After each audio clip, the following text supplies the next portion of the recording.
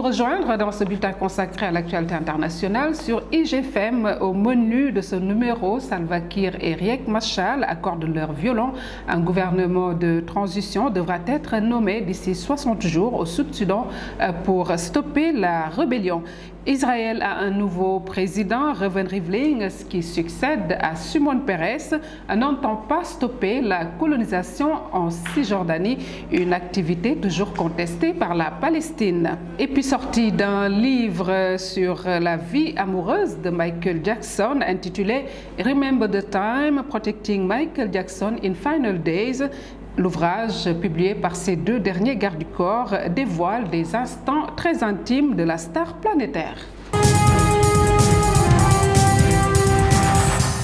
Le président sud-soudanais Salva Kiir et Riek Machar, le chef de la rébellion, se sont mis d'accord mardi. Un gouvernement de transition devra être nommé sous 60 jours pour régler la guerre civile qui ravage le pays depuis 6 mois. C'est un des rares progrès des complexes pourparlers de paix entre belligérants sud-soudanais ouverts en janvier dernier à Addis Abeba. Le premier ministre éthiopien Haïlé Mariam Desalegn, chargé de la médiation régionale, a annoncé mardi dernier que le président Salva Kiir et le chef de la rébellion, Riek Machar, avaient fixé une date butoir de 60 jours pour former un gouvernement de transition et savoir comment, quand et avec qui former le gouvernement. Le 9 mai, à Addis Abeba, lors de leur première rencontre depuis le début du conflit, Salva Kiir et Riek Machar avaient signé un accord pour mettre fin à la crise au Soudan du Sud. Ce conflit qui a commencé le 15 décembre dans ce pays indépendant depuis 2011 a déjà fait plusieurs milliers de morts.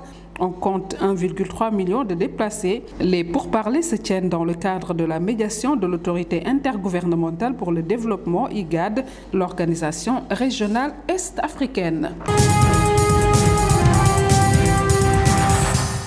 Israël a un nouveau gouvernement à l'issue d'un scrutin à 2 tours. Reuven Rivlin, soutenu par le parti Likoud du Premier ministre Benjamin Netanyahu, a été élu avec 10 voix d'avance, 63 contre 53, face à son rival centriste Meir Chitrit.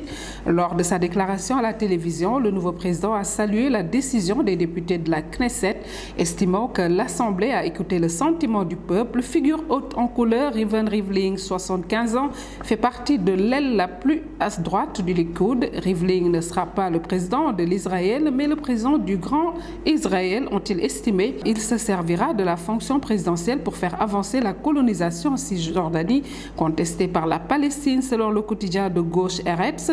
Cet ancien officier du renseignement militaire se dit ainsi ouvert au rapprochement avec les Arabes israéliens, descendants des 160 000 Palestiniens restés sur leur terre après la création d'Israël en 1948. Shimon Peres, quant à lui, son prédécesseur, quittera ses fonctions le 28 juillet prochain avant son 91e anniversaire. Situation politique en France, l'ancien Premier ministre Alain Juppé a annoncé ce mercredi que la nouvelle direction provisoire de l'UMP, qu'il compose avec Jean-Pierre Raffarin et François Fillon, entendait renouveler complètement l'équipe administrative et financière du parti, surtout après l'affaire Pygmalion, estimant que l'UMP a besoin d'une véritable censure par rapport à la gestion précédente. Pour le maire de Bordeaux, il fallait sortir de cette crise qui mine l'UMP depuis des mois après l'élection présidentielle calamiteuse à la tête du mouvement. Quant à sa volonté que le futur président du parti ne soit pas candidat à la primaire en vue de l'élection présidentielle de 2017, Alain Juppé d'affirmer « ça n'est pas inscrit dans nos statuts, je le reconnais bien volontiers, ça me semblerait une mesure de sagesse politique, on va voir si cette idée s'impose ou pas ». Cependant, le député de l'Eure et ancien ministre Bruno Le Maire, lui, a annoncé mercredi sa candidature à la présidence de l'UMP lors du congrès prévu en octobre ou en novembre. À 45 ans, il a été collaborateur de Dominique de Villepin, puis secrétaire d'État aux Affaires européennes et ministre de l'Agriculture du gouvernement de Fillon. Des échanges de tirs ont opposé pendant plusieurs heures mercredi des soldats congolais et rwandais à la frontière entre leurs deux pays à Kanyesheza, à une vingtaine de kilomètres au nord-est de Goma, selon un responsable local et un témoin en territoire congolais. Ces combats à l'arme automatique légère ont commencé dès ce matin, 4 heures, 2 heures GMT, et le calme était revenu, selon un responsable de l'administration locale ayant requis l'anonymat. Un soldat des forces armées de la RDC, FARDC, parc a été capturé par des militaires rwandais au cours de l'incident. Il a ajouté qu'en fin de matinée, une délégation congolaise était en route pour négocier le retour des militaires congolais enlevés. Joint par l'AFP, le gouverneur du Nord Kivu, Julien Paluku, a relativisé l'ampleur de l'incident, estimant que c'était de petits incidents et ont duré juste 30 minutes.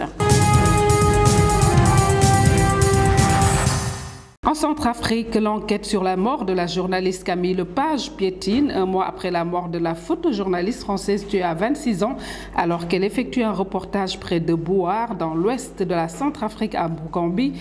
De nombreuses zones d'ombre entourent les circonstances de son décès. Deux des personnes mises sous écrou se sont évadées. Début juin, vendredi, le parquet de Bangui a ouvert une information judiciaire pour l'assassinat, association de malfaiteurs et détention d'armes de guerre. L'enquête a été confiée au doyen des juges d'instruction de Bangui, Yves Yoko. L'hypothèse d'une embuscade tendue par des Séléka et des peuls armés évoquée par une source de la gendarmerie locale dans les premiers jours suivant le drame n'est pas écartée, même si le procureur de Bangui en doute. Des juges français sont chargés d'une procédure parallèle à Paris. Les forces françaises déployées en Centrafrique se préparent à se rendre sur les lieux du drame pour de premières constatations. Pour l'instant, aucun juge ou officier de police judiciaire français n'a pris l'avion pour Bangui. Sur la défense de l'environnement, la société britannique Soko s'est engagée auprès du Fonds mondial pour la nature, WWF, à cesser toute opération pétrolière au sein du parc protégé des Virunga dans l'est de la République démocratique du Congo. Selon un accord conclu entre les deux parties, Soko se retirera des Virunga après avoir conclu des différentes activités opérationnelles en cours, ce qui comprend notamment la prospection sismique dans le lac Édouard. En outre, Soko promet de ne pas mener l'opération dans tous les autres sites classés au patrimoine mondial de l'UNESCO.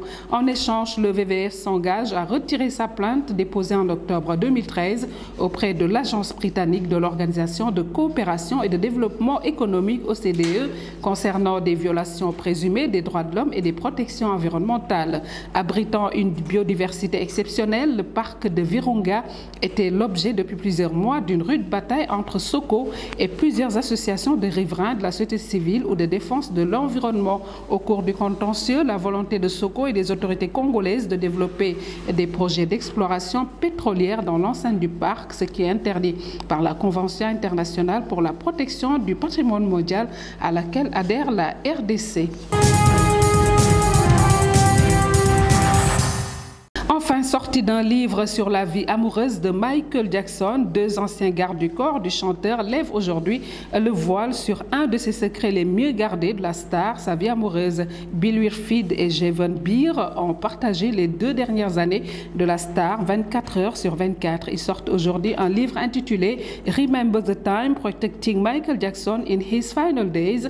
L'ouvrage trace le portrait en creux d'un homme ultra célèbre mais extrêmement seul qui vivait exclusivement pour ses 3 enfants, Prince Junior, Paris et Blanquette.